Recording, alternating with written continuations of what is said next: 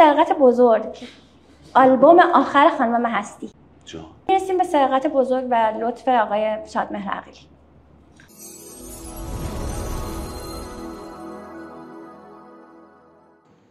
درود دوستان، با یک ویدیوی دیگه اومدیم در رابطه با راز بزرگ مریم حیدرزاده در رابطه با دزدیدن ترانه‌هایش توسط شادمهر عقیلی. خانم مریم حیدرزاده نویسنده، شاعر و ترانه‌سرای ایرانی اولین زن ایرانی بود که برای پخش شدن صدایش بعد از انقلاب مجوز گرفت و فقط یک سری دکلمه‌هایی را اجرا می‌کرد. به گفته خودش به دلیل کار کردن با خواننده‌های لس آنجلسی خارج از کشور به مدت 12 سال ممنوع کار بودم. 8 سال زمان ریاست جمهوری احمدی نژاد و 4 سال هم بعدش. در حالی که این قانون شامل خیلی ها نمیشد. حتی انتشار کتاب و آلبومم رو هم ممنوع کردند و تلویزیون هم نرفتم. من در این مدت بیکار ننشستم و به یادگیری نقاشی پرداختم و بعدش نمایشگاه نقاشی گذاشتم. یک مدت شایعه شده بود که من در ایران نیستم. آخرین کارم آلبوم آقای کبیری بود که من در کنارشون دکلمه کردم و حتی اکثر کنسرت‌ها و شهرهای مختلف رو با ایشون سفر می‌کردم تا در کنارشون اجرا کنم. من در ابتدا به عنوان برنده المپیاد ادبیات به برنامه شب‌های تابستان به تهیه کنندگی مرحوم نادر کاشانی دعوت شدم و ایشون کمک کردند که کتابم منتشر شد. بعد هم به درخواست ایشون و همکارانشون مجری بخش ادبی برنامه‌ای به نام تراوت شدم. ایشون درباره خواننده‌های ایرانی و شعرها و ترانه‌های فاجعه‌ای که این روزها شنیده میشه گفته: به نظرم با احترام به همه 90% ترانه‌ها و شعرهایی که گفته میشه خیلی بد هستند. مثلا ترانه‌های پاپ واقعا بی‌مفهوم و بد هستند، هم از نظر فنی هم از نظر محتوا. ما یه عقبگرد وحشتناک در زمینه ادبیات و شعر و ترانه داشتیم. البته کسانی که تلفیقی میخونن دقت بیشتری دارند. مثلا کارهای آقای زند وکیلی بی‌نظیر و پرمعنا هستند. توی ایران خواننده های خوبی هم داریم، مثلا آقای محسن چاوشی که اول ترانه های خوب انتخاب میکنن بعد اجرا میکنن.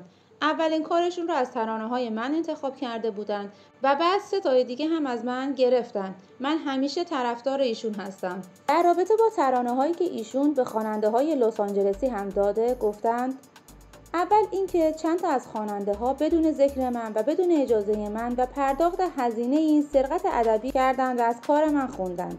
اولین نفر منصور بود که فقط به خاطر تو رو خوند و اسم شاعر رو پاکسیما نوشتن و بعدش هم که من اعتراض کردم نوشتن با الهامی از شعر مریم حیدرزاده.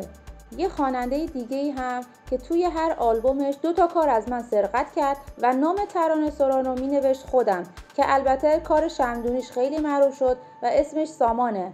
اناری، جلوی آینه نرو و 6 تا کار دیگه هم از من خوند. تا ما حکم جلبش رو گرفتیم اون از ایران رفت. در ادامه آقای رامین زمانی که خیلی هم به من کمک کردن تماس گرفتن و برای کامران و هومن 2 تا ترانه خواستن. 2 تا آلبوم هم برای خانم هنگامه و بعد دیگر هیچ سرقتی نبود. ترانه‌های کامران و هومن نمره 20 کلاس، سیوریتا و فدای سرت. ترانه آقای داریوش اقبالی وعده ما لب دریا، ترانه ابی فرشته. بعدش آقای تیام 2 تا ترانه از من خوندن که از طریق آقای زمانی تونستیم پول اون 2 تا ترانه رو بگیریم.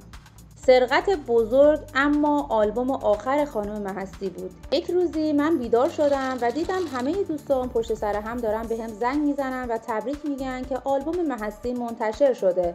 گفتم خب به من چه ربطی داره؟ بعد فهمیدم که شادمهر از ترانه‌های من استفاده کرده.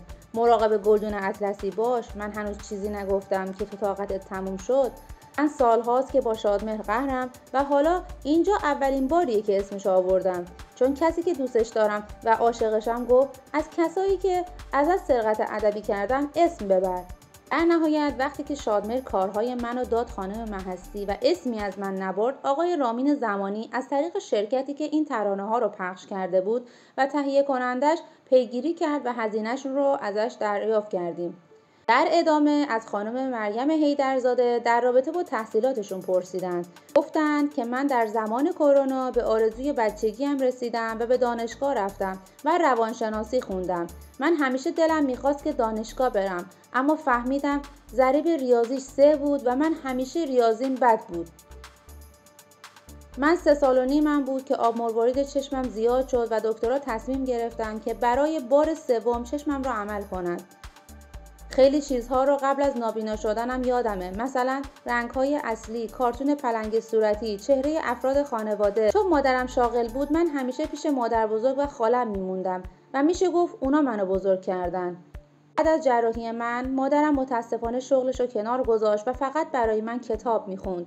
میگفت تو هر وقت حرف میزدی جملاتت قافیه داشت و ما فهمیدیم به شعر علاقه زیادی داری. 4 سال و نیمم بود که منو بردن آموزش و پرورش و بعد از کلی سوال کردن میتونه بره پیش دبستانی. 5 سالم بود که به کلاس اول رفتم. در ادامه به ایشون گفتن ممکنه با پیشرفت علم پزشکی بیناییتون برگرده، نظر شما چیه؟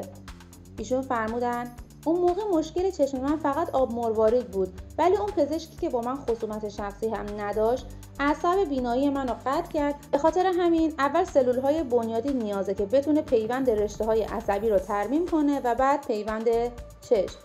در ادامه مریم حیدرزاده برجسته ترین خصوصیت اخلاقیش رو صبر و سکوت نام برده. پرسیدند خودتو آدم موفقی میدونی؟ گفت نه، چون خودم رو در جایگاهی که میخواستم ببینم نمیبینم. میخواستم توی این سن نوبل ادبیات رو بگیرم که متاسفانه نشد. همراهان عزیزم ممنون که تا اینجای ویدیو همراه من بودید. اگر تا الان کانال ما رو سابسکرایب نکردید لطفاً با فعال کردن دکمه سابسکرایب عضو کانال بشید و از پایین همین ویدیو زنگوله کانال رو فعال کنید تا از جدیدترین اخبار مطلع شوید. تا درودی دیگر، بدرود.